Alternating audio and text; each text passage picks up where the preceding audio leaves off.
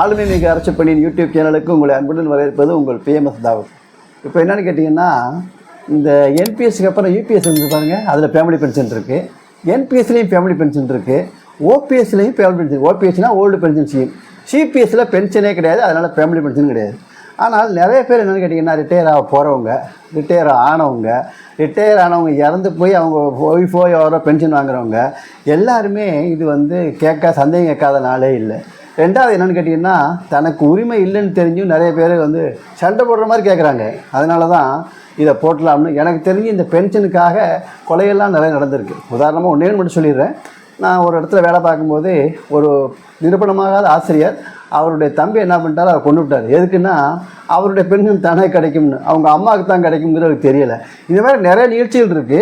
அதில் வந்து சில பேர் புரியாமல் போய் மெனக்கட்டு இந்த மாதிரிலாம் செய்கிறது, கோர்ட்டுக்கு போதெல்லாம் இல்லாமல் தவிர்க்கிறதுக்கு இது மிகவும் உபயோகமாக இருக்கும். அதுவும் இப்போதைக்கு பழைய பென்ஷன் வருமாங்கிற எதிர்பார்ப்பு இருக்கிற சூழ்நிலையில் இது அவசியம் நினைத்தான் இதை போடுறேன். ஏன்னா அவ்வளவு விளக்கம் இதில் இருக்குது. இப்போது என்பிஎஸ்சி, யூபிஎஸ்சி, ஓபிஎஸ் மூணுலேயுமே பென்ஷன் இருக்குது. ஆனால் 2 வகை இருக்குது. அதாவது ஒரு வகை என்னென்னு கேட்டிங்கன்னா, பணியில் இருக்கும்போதே இறந்து போயிட்டால் குடும்ப பென்ஷன். அது வந்து ஒரே ஒரு நாள் வேலை பார்த்தா கூட போதும். மெடிக்கல் டெஸ்ட்டுக்கு போய் அவர் சர்டிஃபிகேட் இறந்து கொடுத்து வேலை சாய்ந்தால் ஒரு நாள் வேலை பார்த்து எதிர்பாராத விதமாக இறந்து போனால் கூட ஃபேமிலி பென்ஷன் உண்டு. அதுக்கு பேர் பணியில் இருக்கும்போது உள்ள குடும்ப பென்ஷன். இந்த பணியில் இருக்கும்போது இறந்து போகிற குடும்ப பென்ஷன் மட்டும்தான் என்பிஎஸ்சில் இருக்குது. யூபிஎஸ்சில் என்ன இருக்குன்னா, பணியில் இருந்து ரிட்டையர் ஆகி பென்ஷன் வாங்கிட்டு இருந்து இறந்து போனால் தான் ஃபேமிலி பென்ஷன் இருக்குது. ஓபிஎஸ்சில் சர்வீஸில் இருக்கும்போதும் இறந்து போனாலும் உண்டு, ரிட்டையர் ஆகி பென்ஷன் வாங்கிட்டு வந்து இறந்து போனாலும் ஃபேமிலி பென்ஷன் உண்டு. ஆக 2 வகை. பணப்பலன் 4 வகை. அதாவது சர்வீஸில் இருக்கும்போதும் சரி, ரிட்டையர் ஆகி இறந்து போனாலும் சரி, இறந்து போன மறுநாள்லேருந்து 10 வருஷத்துக்கு அவர் கடைசியாக என்ன சம்பளம் வாங்கினாரோ அதில் 50% கிடைக்கும் என்பிஎஸ்லேயும் ஓபிஎஸ்லேயும் சர்வீஸில் இருக்கும்போது. அதுக்கப்புறம் ரிட்டையர் ஆகி இறந்து போனாருன்னா இதில் ரிட்டையர் ஆகி கிடையாது. ரிட்டையர் ஆகி இறந்து போனாருன்னா அவருக்கு வந்து எப்போ 67 வயசு ஆகுதோ அது வரைக்கும், அல்லது 7 வருஷத்துக்கு. இது யூனியன் கவர்மெண்ட்டில். தமிழ்நாடு கவர்மெண்ட்டில் பார்த்தீங்கன்னா அவருக்கு 7 வருஷம் தான். ஆனால் 60 வயசு எப்போ ஆகுதோ அது வரைக்கும் ஃபேமிலி பென்ஷன் கிடைக்கும். 2 வச்சா. ரெண்டாவது என்னென்னு கேட்டிங்கன்னா, அதுக்கப்புறம் அவருடைய பென்ஷனில் அவருடைய கடைசி சம்பளத்தில் 30% கிடைக்கும். அதுக்கப்புறம் என்னாகும், அவருடைய மினிமம் பென்ஷன் ஒன்று இருக்குது. அதாவது நமக்கு யூனியன் கவர்மெண்ட்டில் மினிமம் பென்ஷனுங்கிறதும் மினிமம் ஃபேமிலி பென்ஷனுங்கிறதும் 9,000. தமிழ்நாடு கவர்மெண்ட்டில் மினிமம் பென்ஷனுங்கிறது மினிமம் ஃபேமிலி பென்ஷனுங்கிறதும் 7,850 இது கிடைக்கும்.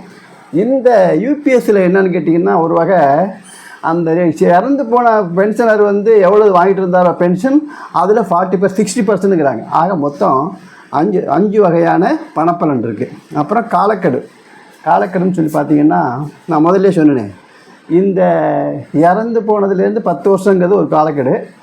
அதுக்கப்புறம் அதுக்கு அந்த 10 வருஷம் முடிஞ்சோடனையும் பிறகு உள்ள காலத்துக்கு 30%ங்கிறது ஒரு காலக்கெடு. லைஃப் லாங்காங்கிறது ஒரு காலக்கெடு. சில தகுதி இழப்பு வரைக்குங்கிறது ஒரு காலக்கெடு.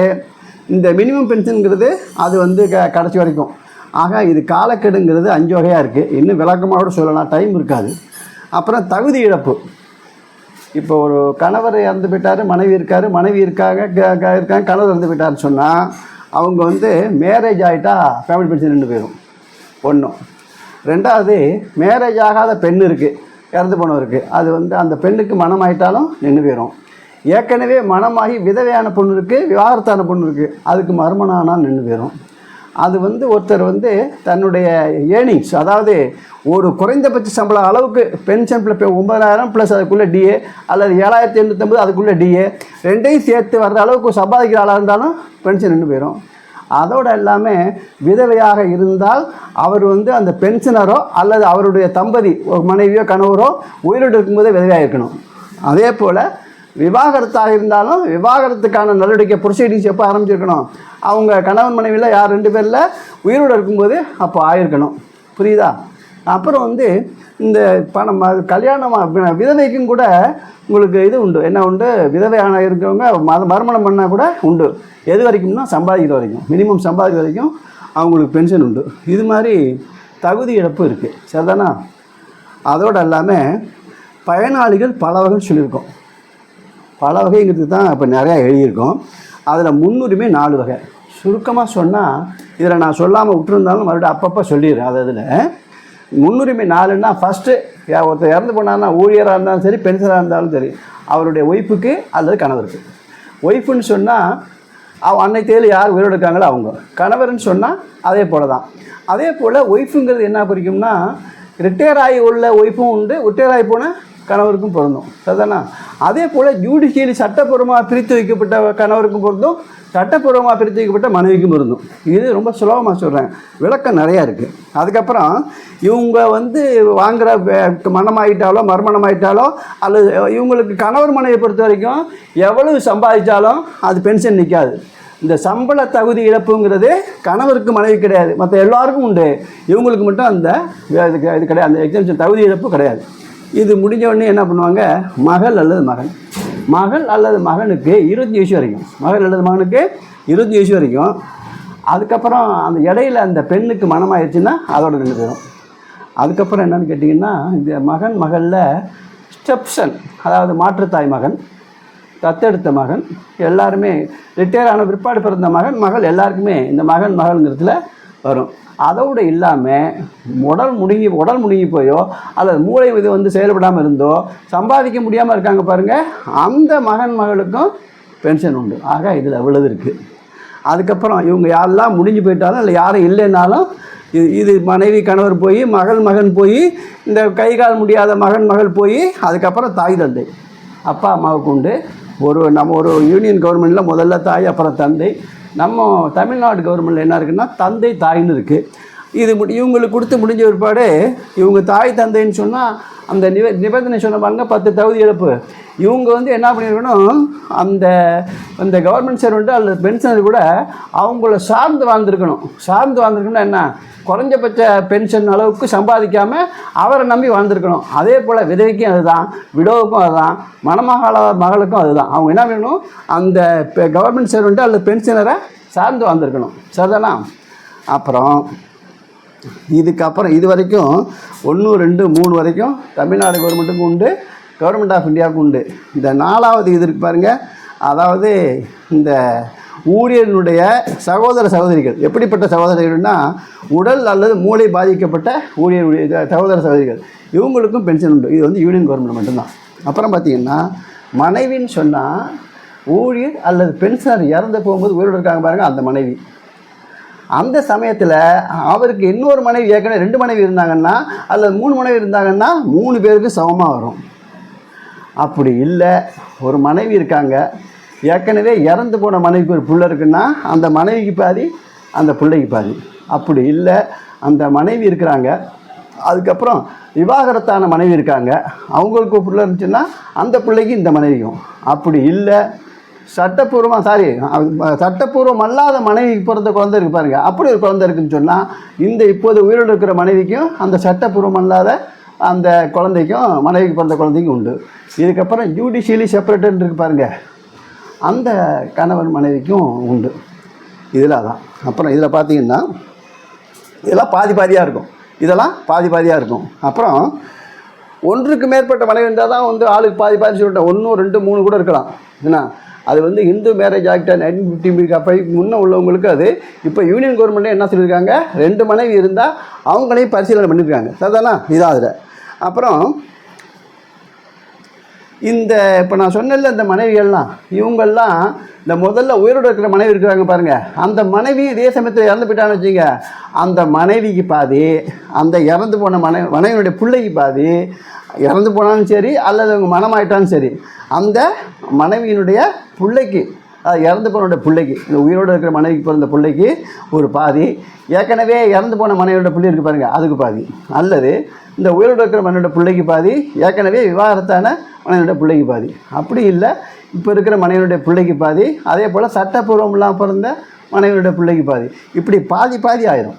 அதாவது இந்த மகள் ஸ்டேட்டஸ் வர்றதுக்கு முன்னையே இந்த மகள் ஏற்கனவே என்ன பண்ணிவிடுவாங்க, மகள் இருந்தால் அந்த பங்கில் பாதி வாங்கிடுவாங்க. இது புரியுதா? இந்த இறந்து போன ஊழியர் அல்லது பென்ஷனருக்கு சட்டப்பூர்வமாக பிரித்து வைக்கப்பட்ட கணவர் அல்லது மனைவி இருக்காங்கன்னு வச்சுங்க, ஏற்கனவே அதாவது உடல் முடியாத பிள்ளை, அதாவது மூளை பாதிக்கப்பட்ட பிள்ளை இருந்துச்சுன்னா இந்த இறந்து போன அந்த விவாகரத்தான சட்டப்பூர்வ மனைவி அல்லது கணவர் என்ன பண்ணணும், அந்த பிள்ளையுடைய பென்ஷனை கார்டியனுங்கிற முறையில் வாங்கணும். இந்த பிள்ளையுடைய பென்ஷனை கார்டியனுங்கிற முறையில் வாங்கணும்.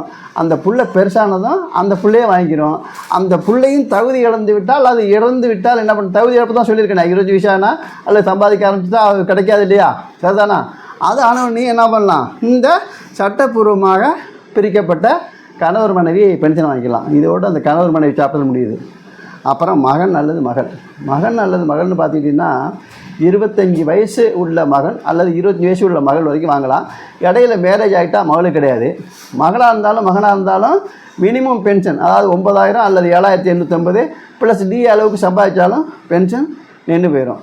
அதுக்கப்புறம் யார் கிடைக்கும், இந்த வருஷ பிரகாரம் கிடைக்கும். 10 பிள்ளைங்க இருந்தாலும் 10 பிள்ளைக்கு யார் மூத்தவரோ முதல்ல அவருக்கு, அடுத்தவருக்கு அடுத்தாப்புல இப்படி எத்தனை பிள்ளை இருந்தாலும் கடைசி பிள்ளை வரைக்கும் கிடைக்கும். அதுக்கப்புறம் ரிட்டையர் ஆகி பிறந்த பிள்ளைக்கும் கிடைக்கும். ரிட்டையர் ஆன பாடு பிறந்த பிள்ளைக்கும் கிடைக்கும். இவங்க யாருமே இல்லை, இவங்க எல்லாருமே தன்னுடைய தகுதி வந்துட்டாங்கன்னு வச்சுங்க.